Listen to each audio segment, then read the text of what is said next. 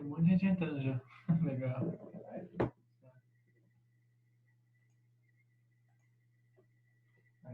estão te vendo já.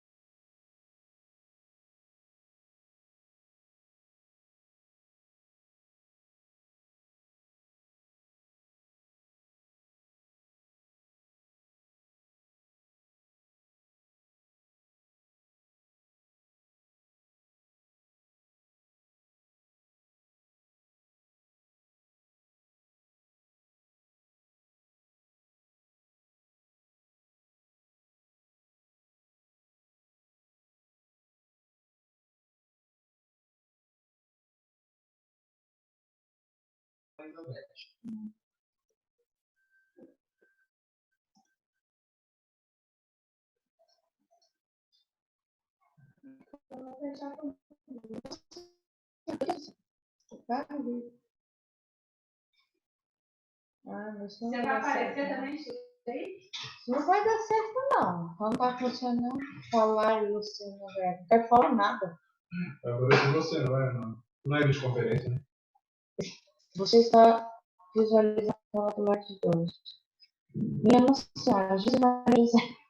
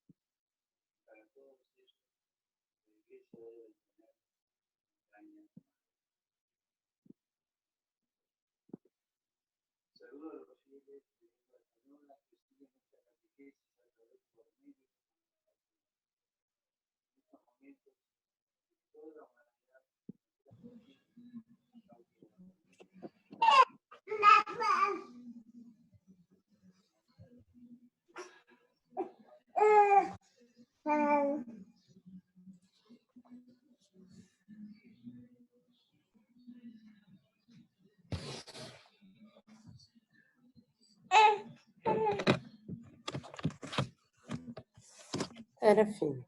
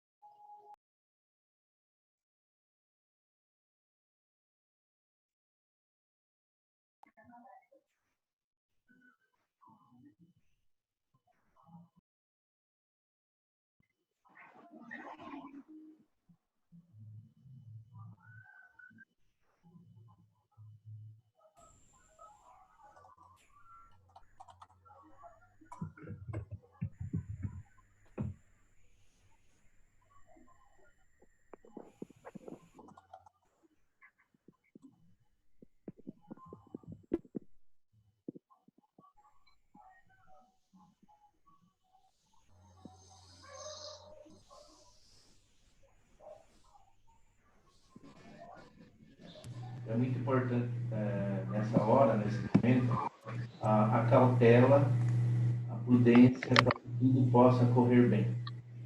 Então, primeiramente, que nós podemos orientar para vocês, que vocês compartilhem a responsabilidade de vocês. Toda a ILPI tem uma responsabilidade, primeiramente, como política pública, de cuidar integralmente da pessoa idosa. E a pessoa idosa, nessa pandemia, é a pessoa de risco, né? A pessoa mais vulnerável ao contágio dessa doença. Então, é importante que vocês não fiquem com o peso da responsabilidade em cima das costas da instituição. Para deixar mais claro isso que eu estou orientando, que vocês compartilhem a responsabilidade com as autoridades locais. Ou seja, façam um trabalho para que não falte materiais, insumos e tudo aquilo de necessidade que vocês têm para fazer o cuidado, a higienização e o trabalho direto com a pessoa idosa, e junto com seus funcionários também, toda a equipe de referência. Então, assim, fazer um levantamento para os meses próximos, faça um levantamento, faça um relatório minucioso de quantidades, de suprimentos que vocês vão necessitar nesses próximos meses. Façam isso através de ofício. A maioria das entidades deve ter recebido aí modelos de ofícios para repassar essa informação ao poder público. A Secretaria Municipal de Saúde, Secretaria de Assistência Social, enfim, as autoridades locais. Informar sempre o Ministério Público. Essa é uma grande questão nesse momento. Passar a compartilhar a responsabilidade que vocês têm, que é uma responsabilidade contratual. Cada idoso tem um contrato de prestação de serviço com a entidade. E depois vocês estão inseridos num plano, no Sistema Único de Assistência Social. Então, toda essa responsabilidade requer prudência e cautela e segurança para fazer o trabalho. Então, manter sempre informado as autoridades locais para que elas se empenhem também em trabalhar junto com vocês, no sentido de apoiar o trabalho de vocês, para que não falte nada, para que vocês tenham condições de trabalho e para que a pessoa idosa esteja protegida dentro da instituição. Tá? Agora aumentou mais ainda a responsabilidade, porque vocês estão na linha de frente. Vocês são a retaguarda social e de saúde também. Então é importante isso, manter as autoridades informadas e qualquer intercorrência que vier a acontecer, informá-las e exigir das autoridades a imediata solução das necessidades que vocês vão ter nesse período, ok? Eu queria ver aqui com o Lucas se o Dr. Rubens já está aí. Já. O Dr. Rubens é nosso parceiro aqui de Itapema. Estou aqui, Dr. Cláudio. Ele é especialista em Direito do Trabalho, é nosso parceiro já há algum tempo. E temos também aí, não sei se está online, o Dr. Guilherme Voltaire, que é da cidade de São Carlos, também nosso parceiro, especialista também em Direito Civil, Direito do Terceiro Setor e também Direito do Trabalho.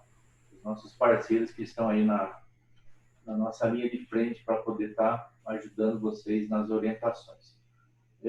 Então, nesse primeiro momento, essas são as orientações para que vocês possam estar trabalhando de forma adequada, com segurança, com proteção, com responsabilidade, compartilhando essas necessidades com o poder público.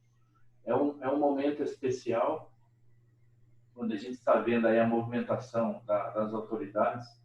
Não sei se vocês viram ontem uma publicação que nós colocamos no nosso site, também no Facebook, da Comissão de Defesa do Direito da Pessoa Idosa da Câmara dos Deputados, liderado pela deputada federal Lídice da Mata.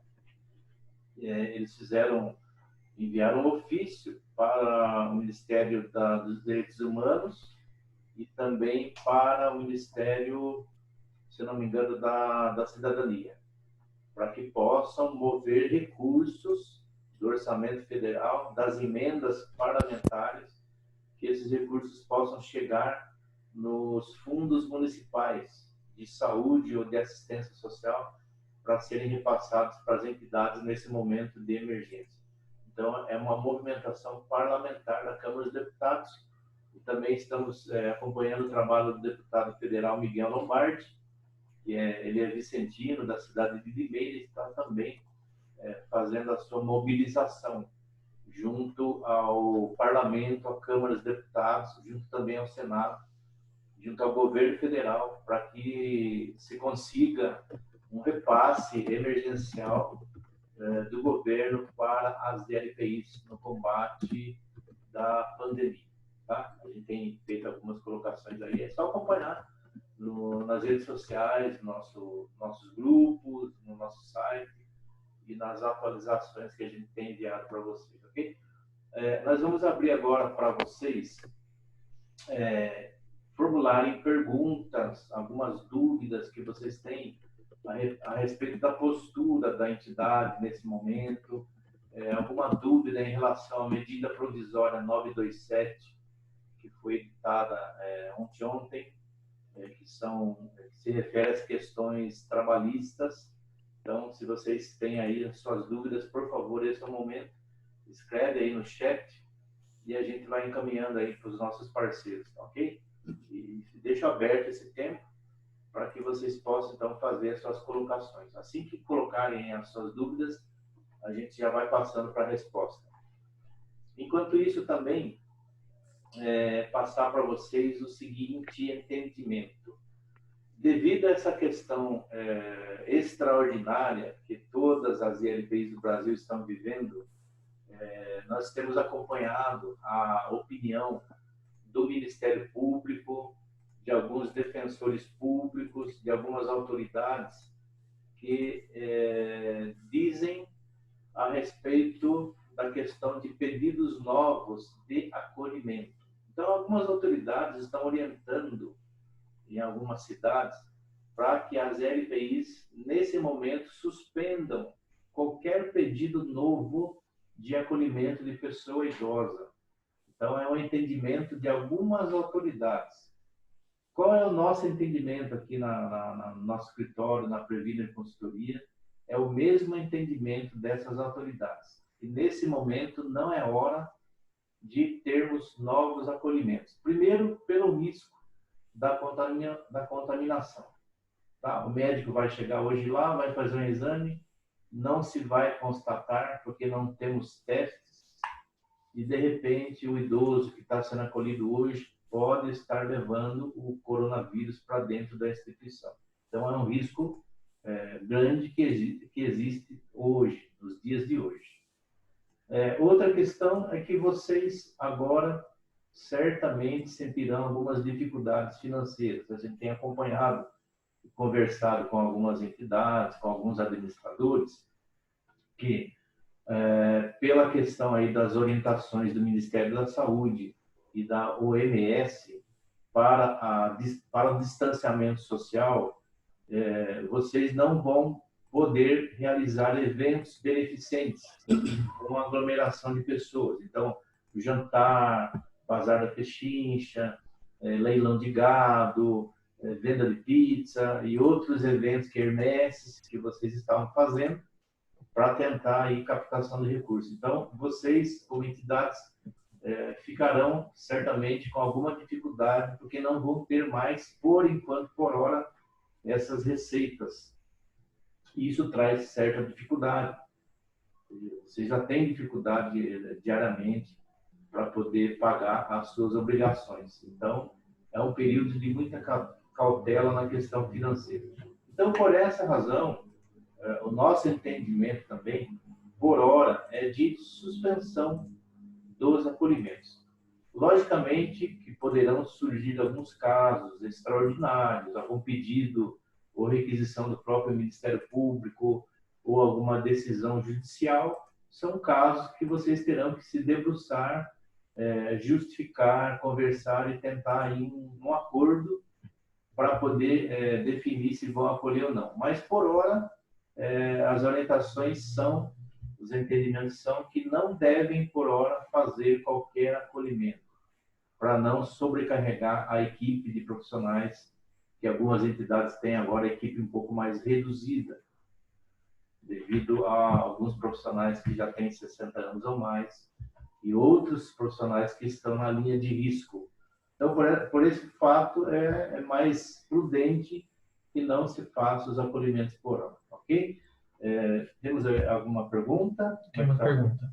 Pode passar, por favor. As ILPIs, que têm colaboradores da área da saúde, têm que seguir a orientação do Sindicato da Saúde sobre o aumento da insalubridade de 20% para 40%. Assim mudando... Eita, só um minutinho, perdão, teve um erro aqui. Alguém compartilhou a tela.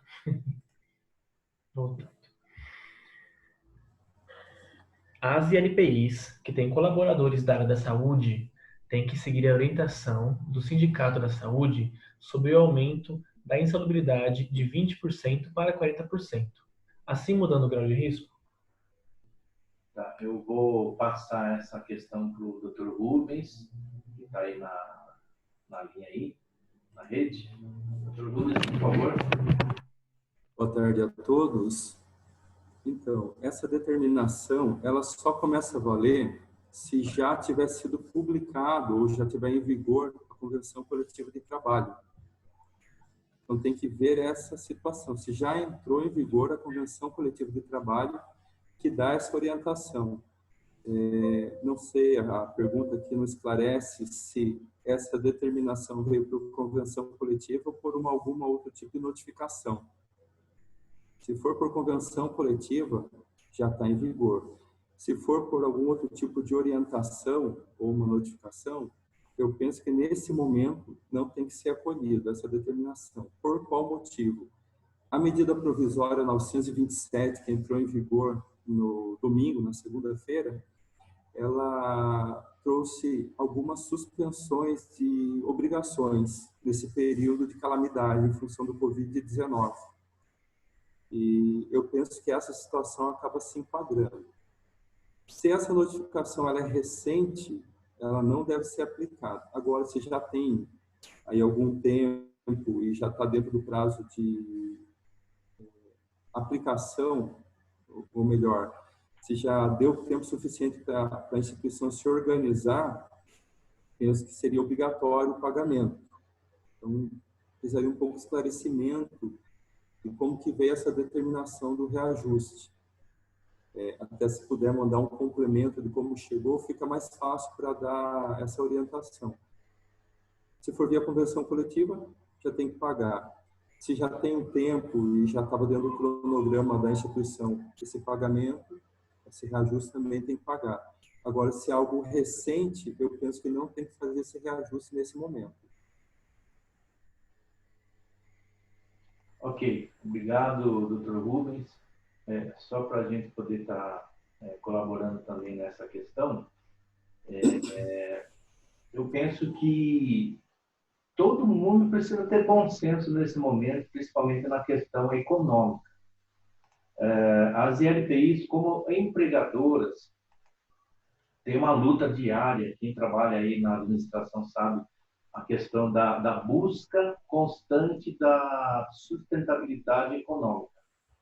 Nesse momento, eu vejo que se houver aí essas questões trabalhistas, de cobrança, de uma pressão em cima das LPIs como empregadoras, nessa questão especial que a gente está falando sobre adicional de insalubridade, que envolve também, né, perícia do local, riscos do local, envolve normas do Ministério do Trabalho e Emprego.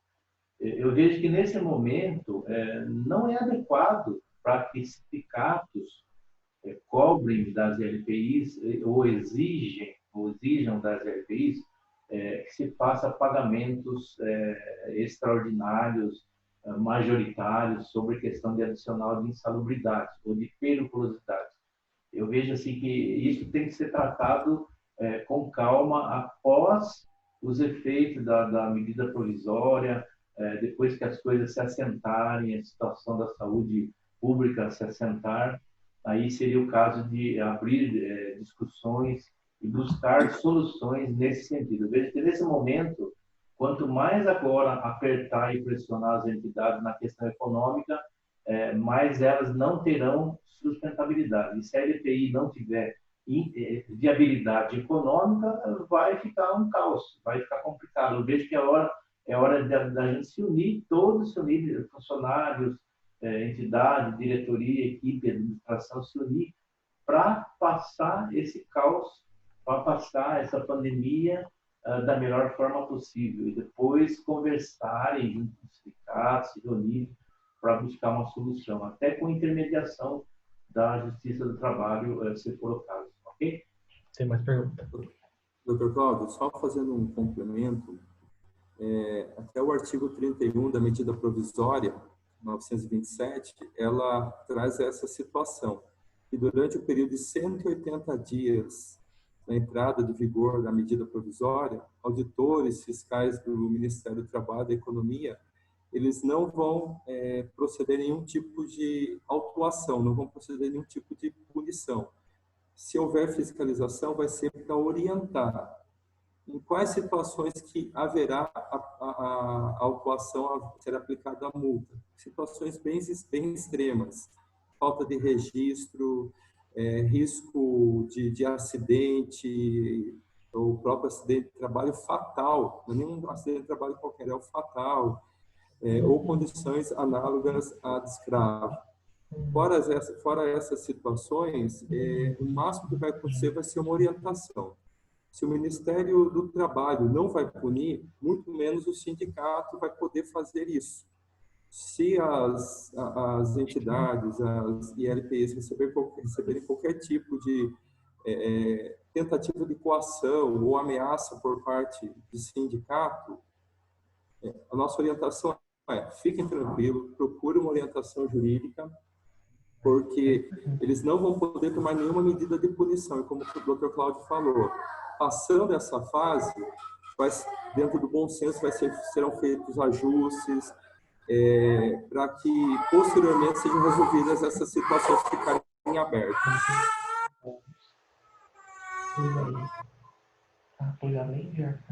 Ok, Dr. Rubens, muito obrigado pela colaboração. Agora, a próxima pergunta. Eu vou responder. É da Márcia. Boa tarde. Como ficará o pagamento desses funcionários acima de 60? Pois, além de arcar com as férias, ainda teremos que pagar outro profissional. Os gastos com produtos da saúde, o município não quer arcar com os valores, alegando ser assistência. Tá, Dr. Rubens, por favor. Fiscalização trabalhista aí. Certo. Eu não consegui identificar a pergunta aqui, Lucas. Você pode... É da Márcia, é a antepenúltima pergunta. Deixa eu localizar aqui. Foi feita às 4h18. 4,18. Para evitar sair do colaborador em horário de almoço, é isso? Acima dessa. Acima. Ah, não, desculpa, Cláudio. Essa é privada para mim. Eu vou ler de novo com calma. Boa tarde. Como ficará o pagamento desses funcionários acima de 60? Pois, além de arcar com as férias, ainda teremos que pagar outro profissional.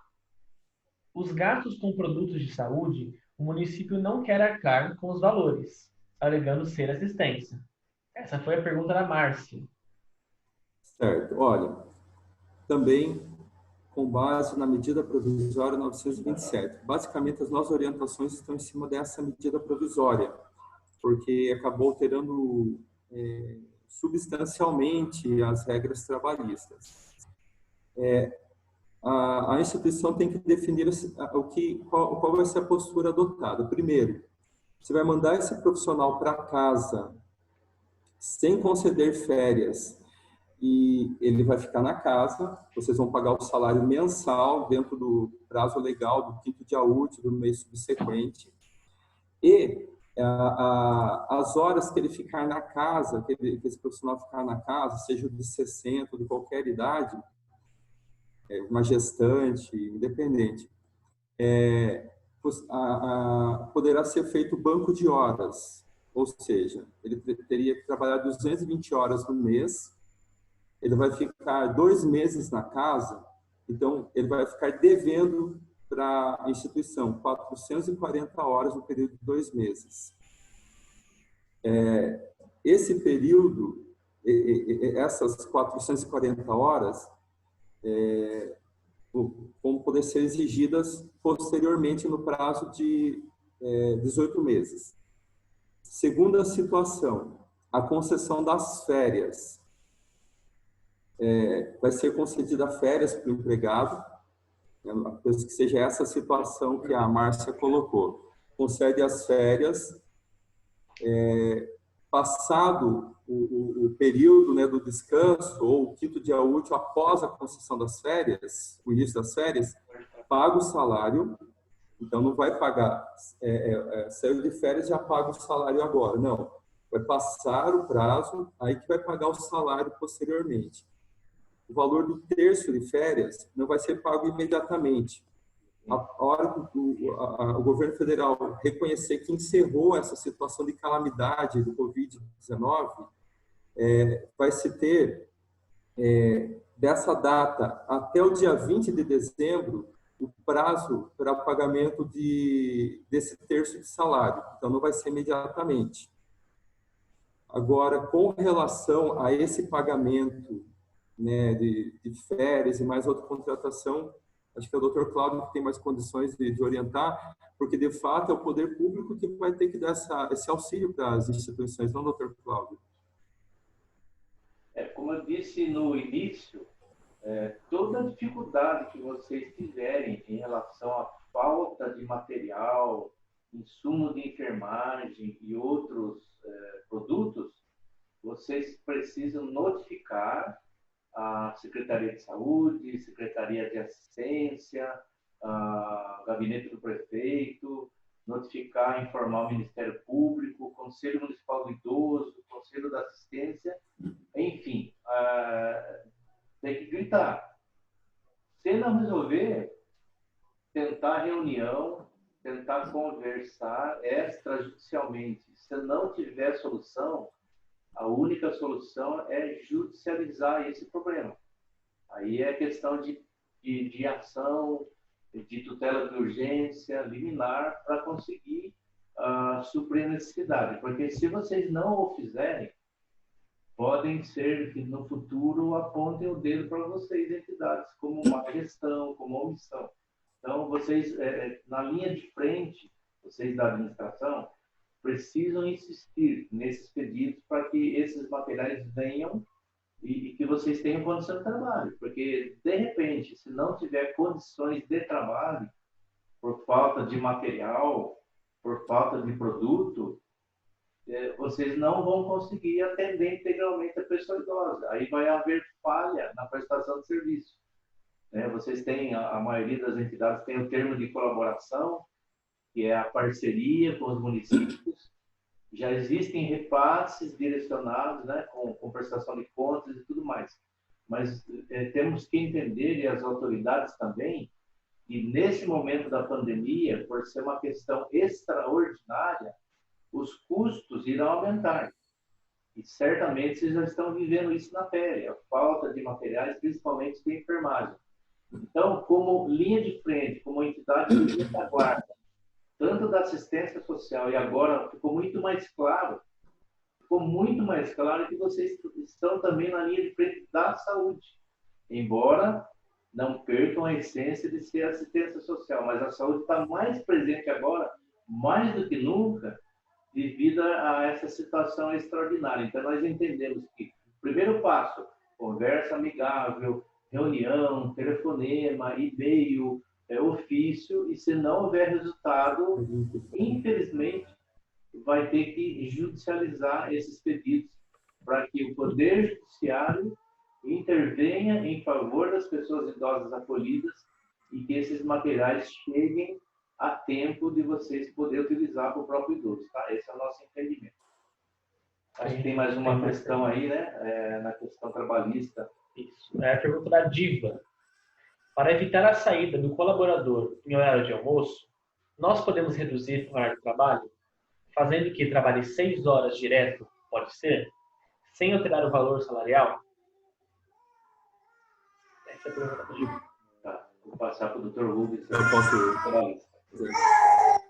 Então, essa situação, ela pode ser feita, importante frisar, é necessário a realização de um termo entre o empregado, um termo de acordo entre o empregado e a empresa, né, a instituição, para que seja feita essa alteração da jornada. Se houver a concessão, se houver a realização de 6 horas de trabalho contínuos, o intervalo não será de 1 hora, e sim de 15 minutos. A partir da 4ª hora de trabalho, tem que conceder um intervalo de 15 minutos. Entre 4 e 6 horas de trabalho, 15 minutos de intervalo. E com relação à redução salarial, eu entendo que, ao invés de trabalhar 8 horas, vai trabalhar 6 horas, não tem a necessidade de pagar pelas 8 horas. Paga-se apenas por 6 horas de trabalho. É o justo. Óbvio, se isso for afetar a situação dos empregados e a instituição tiver condição de manter esse valor, é mera liberalidade. Obrigação legal é pagar pelas horas efetivamente trabalhadas. Trabalhou 6 horas, remunera 6 horas. Então, vamos imaginar uma situação que o salário hora, né, o salário dia de 8 horas de trabalho seria equivalente a R$80. Se trabalhar 6 horas, vai pagar R$60. Tá, doutor, veio então a resposta daquela primeira pergunta que o senhor pediu a explicação mais bem explicada, e ela mandou aqui, que é o do asilo. Bom, veio por meio de um comunicado, com a data de 16 de março de 2020, com o grifo para setores fechados de hospitais, e pronto-socorros, UTI, central de materiais e centro cirúrgico. Não nos encontramos nessa faixa, e obrigatório o afastamento de colaboradores maiores de 60 anos.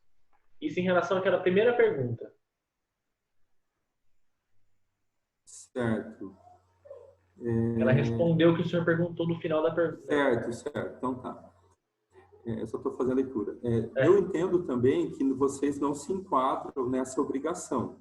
É uma orientação geral. De fato, vocês não estão num pronto-socorro, numa UTI, numa central de centro cirúrgico, nem nada nesse sentido. Se houver a persistência por parte do sindicato, é cabível uma medida judicial chamada mandado de segurança, na qual você vai questionar essa determinação do sindicato e pedir a realização da perícia ambiental. Acredito que a instituição tenha PPRA, LTCAT, toda a documentação no qual é feita a avaliação tanto médica quanto por engenheiro de segurança do trabalho acerca das condições de insalubridade e periculosidade do ambiente de trabalho.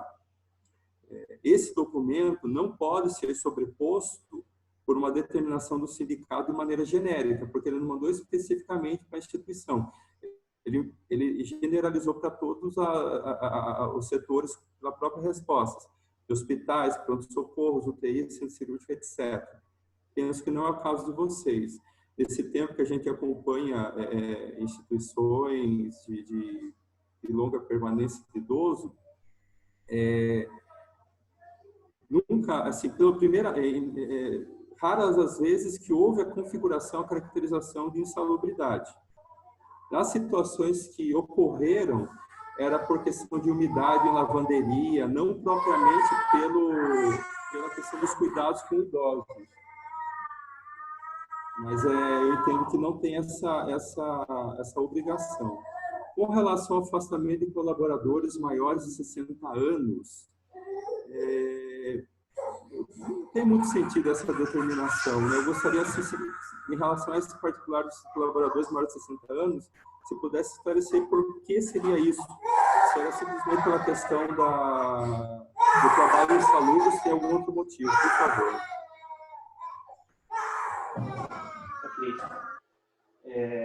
Vocês têm mais algumas dúvidas? Porque nós estamos quase no final do tempo, né? Está faltando aí mais ou menos 5 minutos para encerrar o webinar de hoje. Então, aproveitar aí o tempinho que tem para a gente poder estar passando orientações aí para vocês, tirando algumas dúvidas, aí, principalmente o pessoal da administração, o pessoal da equipe de referência. Tem mais uma pergunta da Diva. Meu nome é Diva Colombo, do Lar São Vicente de Paulo, de Potirendaba. Sobre o pagamento dos encargos sociais, vai ter prorrogação do vencimento de FGTS, INSS, IR e outros tributos? Pelo que nós ouvimos, até o momento, nós ouvimos a questão do Fundo de Garantia por Tempo de Serviço. Tem um complemento na pergunta. Como não podemos fazer eventos, não temos como ter recurso para pagar essa dívida. Pelo que nós ouvimos, não sei se o Dr. Rubens também tem a mesma informação, que nós vimos é a questão do fundo de garantia.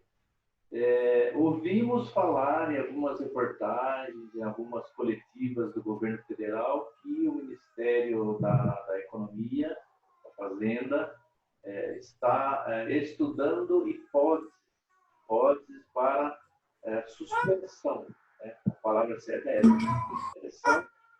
Pagamentos de alguns encargos, de alguns tributos. Inclusive, em alguns países da Europa também isso já está acontecendo. O que nós orientamos? Que nesse momento de estudos, de reuniões das equipes governamentais, é importante agora a mobilização, uma forte mobilização das LPIs, podendo utilizar, inclusive, os gabinetes dos deputados federais, que vocês têm conhecimento, que vocês têm relacionamento, eles têm um acesso muito fácil aos ministérios. É mais fácil conversar com o assessor de um deputado para que vocês possam estar levando esses pleitos para o governo federal, de forma indireta, por meio do parlamento. Então, é ofício, é e-mail, abaixo-assinado na internet, uma série de formas que vocês podem estar usando agora para chegar ao governo federal esses pedidos que são justos nesse momento. Tem uma pergunta da Lisandra. Ela fala de Cajazeiras, na Paraíba. O funcionário que se infectar terá garantido o recebimento salarial? Visto que o nosso público precisa de atendimento presencial, mesmo ela com tratar o médico. Tá, Dr. Rubens, por favor. Temos pouquíssimo tempo, eu acho que de maneira bem objetiva.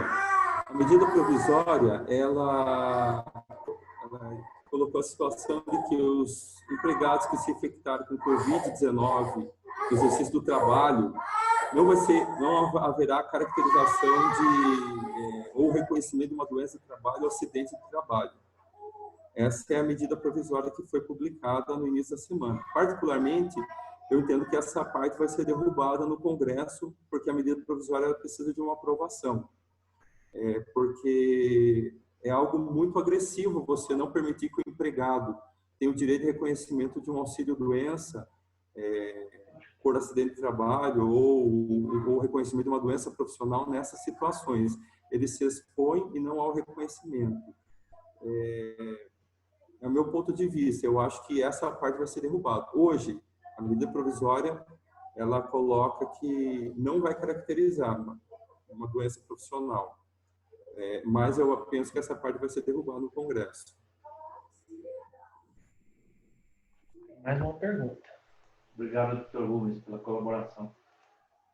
Tem mais uma questão aí. Se tratando de uma ILPI, como agimos com as determinações dos conselhos de classe com os atendimentos online, visto que nosso público precisa de atendimento presencial? É uma questão de bom senso. As equipes de profissionais, principalmente da saúde, que atuam nas LPIs, esse é um momento crucial, é a linha de frente. Né? O pessoal da saúde precisa estar presencialmente trabalhando, com todas as precauções, com os protocolos sanitários, mas são imprescindíveis nesse momento. Todas as formas, a criatividade de cada um de vocês, um certo distanciamento com todas os EPIs, com toda a forma de proteção, nós entendemos que esse momento é importante que vocês estejam presencialmente nas entidades.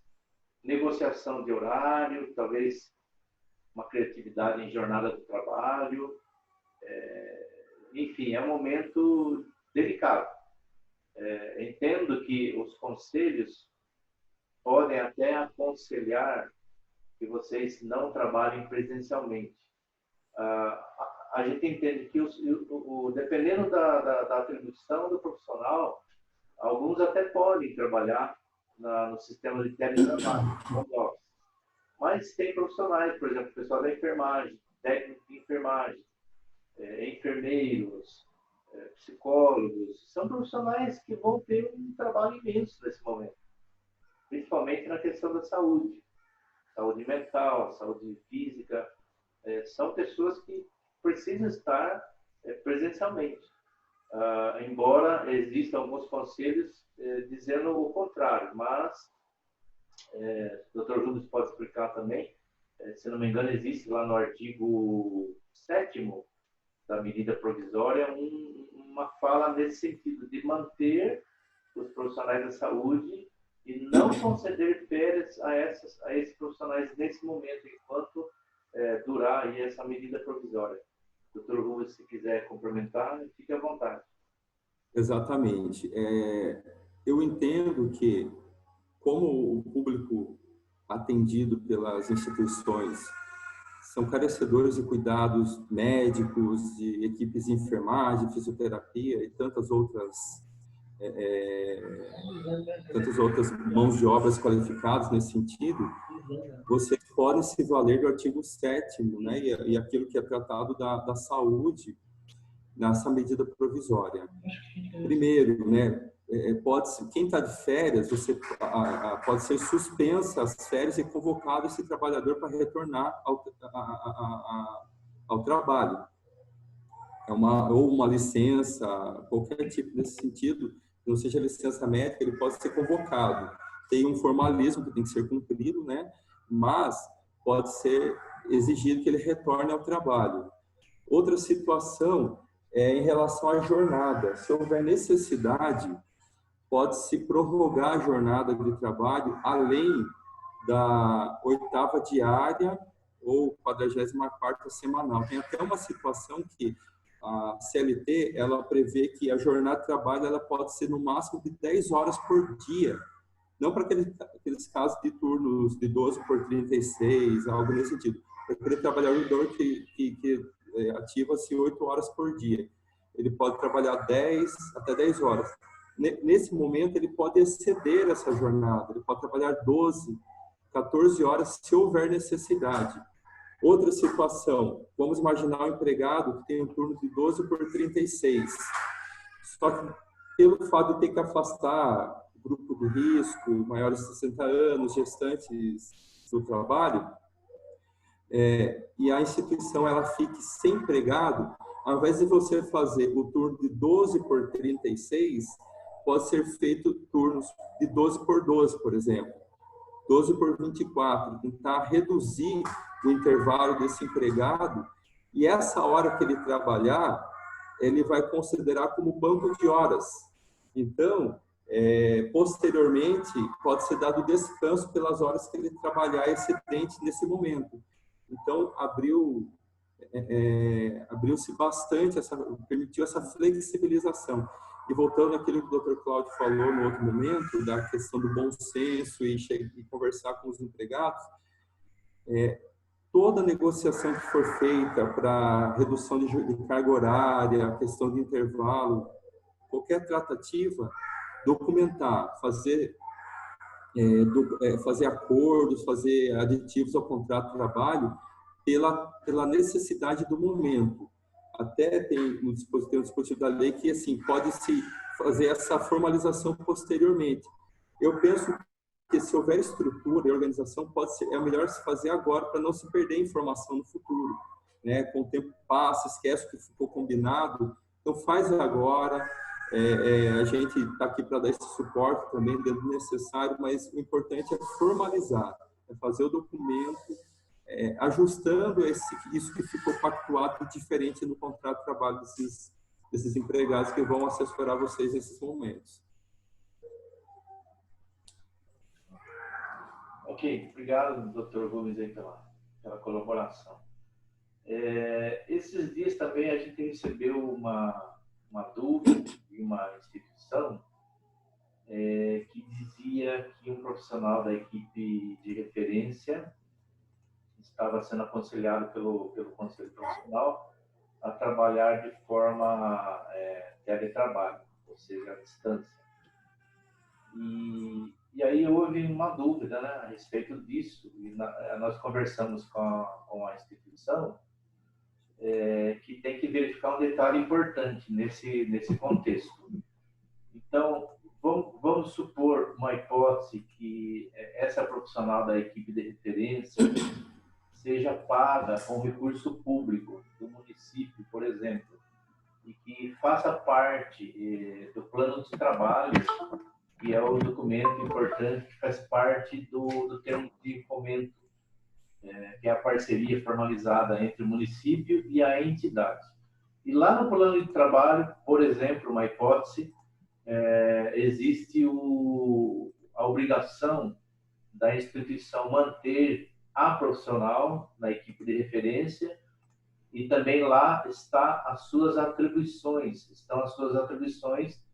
durante o período da parceria, que geralmente é feita por 12 meses. E veja, aí no caso houve um conflito, né? Existia um conflito. Olha, a profissional se recusa a trabalhar presencialmente e quer trabalhar em casa, teletrabalho. Aí a gente explicou para a entidade, precisa verificar se caso essa profissional é paga com recurso público, vocês vão ter que prestar contas não tão somente do recurso público pago à profissional, mas também no relatório de produção do seu serviço, ou seja, do serviço daquela profissional. Prestação de contas financeira e também a prestação de contas do trabalho executado e também a cobrança em relação aos resultados e as avaliações das metas estabelecidas no plano de trabalho. Então, é uma questão delicada que a entidade precisa conversar com a profissional para que ela possa estar entendendo essa questão da obrigação da sua função presencial em relação ao termo de colaboração, a não ser que haja uma rescisão. Aí, no caso, a entidade também tem essa opção de caso houver a recusa, de fazer a substituição da profissional. Então, são assim assuntos muito cautelosos, que precisa de muito diálogo como o Dr. Rubens falou, um diálogo entre profissionais e entre a diretoria, no sentido de todos colaborarem entre si para que possam passar nesse tempo da pandemia da melhor forma possível, sem nenhum problema futuro, ok? Tem mais uma pergunta aqui. Da Alessandra Cambrea.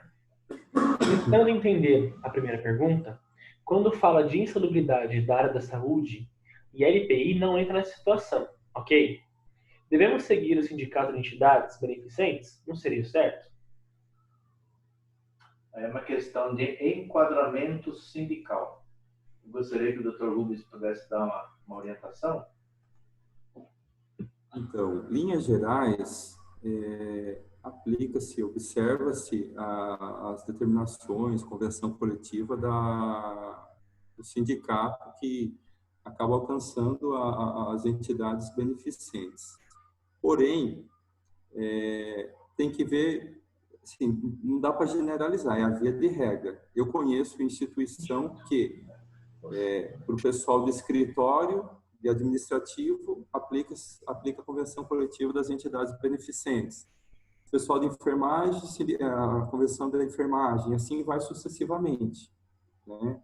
Então, se na sua instituição você observa a norma coletiva do sindicato das entidades beneficentes, continua a aplicar.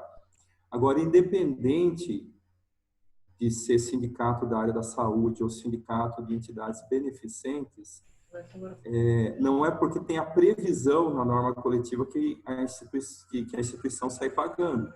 Tem que ver se o trabalho desempenhado pelo empregado dá esse direito, gera esse direito, essa obrigação, direito do empregado e obrigação da instituição em pagar o adicional de insalubridade.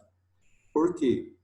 Vamos imaginar uma situação, não tem nenhuma previsão no sindicato, na convenção coletiva do sindicato das entidades beneficentes de pagar insalubridade, mas tem um técnico de um cuidador, tem um cuidador que na hora do banho, pela ausência de equipamentos de proteção individual, né, EPI, ele encharca a roupa e não tem uma roupa para ser substituída, ele fica o expediente de trabalho inteiro com a roupa, com o sapato molhado. Pela umidade, dá o direito à insalubridade. Um exemplo, né? Só um exemplo para a gente entender a situação. Não tem a previsão na convenção coletiva, mas ele tem direito, então tem a obrigação de pagar. Por isso que a gente fala da importância de ter os laudos. O PPRA, feito por engenheiro de segurança do trabalho, e o PCMSO, feito pelo médico do trabalho. Também tem o LTCAT, que é um documento conjunto. Penso que, de acordo com o tamanho da instituição e a quantidade de idosos abrigados e funcionários, do quadro de funcionários, tem essa obrigação, a grande maioria. Só naqueles casos de instituições menores que acaba sendo dispensada essa obrigatoriedade. Volto a frisar, não é a convenção coletiva que é aplicada que vai determinar, mas sim a realidade de trabalho do empregado que vai determinar o direito ou não ao recebimento da insalubridade. Ok. Pessoal, vou pedir um favor para vocês que estão acompanhando o webinar, para que vocês entrem depois no Facebook. Nós temos 2 grupos de Facebook. Eu não sei se todos vocês estão adicionados. Um deles é a gestão de instituições de longa permanência para idosos. Vou repetir, gestão para instituições de longa permanência para idosos. É só digitar isso no buscador do Facebook. Esse é um dos grupos que nós temos aí, há alguns anos já. Outro é ILPIs, Instituições de Longa Permanência para Idosos. Fórum Regional das ILPIs. Então, esse é um grupo também que nós temos lá para a publicação de informações, notícias, atualidades. Vocês também que estão acompanhando, caso não fizeram, podem fazer a inscrição com o e-mail de vocês no nosso site. Entra no nosso site www.previner.com e lá embaixo, na parte inferior, vai ter lá um cadastro para vocês receberem todas as atualidades. Todas as vezes que tem publicação, tem alteração, atualização do site, automaticamente vocês vão receber essa informação no e-mail de vocês. Então, quem não tem, fique à vontade para fazer a inscrição.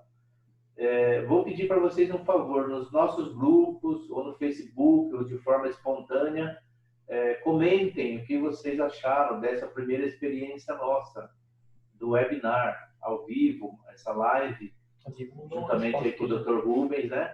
Pode escrever aí também no chat o que vocês acharam. Já pedimos desculpas por algumas eventuais falhas técnicas de áudio, de som, de alguma coisa que aconteceu, para que a gente possa estar corrigindo. É a primeira vez, é ao vivo, não é perfeito, vai ter sempre alguma falha, algum erro, mas a gente já pede desculpa e perdão por isso. Mas é importante que vocês passem para nós o que é o principal. Nós vamos focar no principal, informações, né? Atualizações, orientações, é tudo muito novo. Nós, advogados, nós, consultores, nós, profissionais aí dessa área, desse segmento de LPI, tudo isso para nós é muito novo. Nós não temos bibliografia, nós não temos quase nada pronto.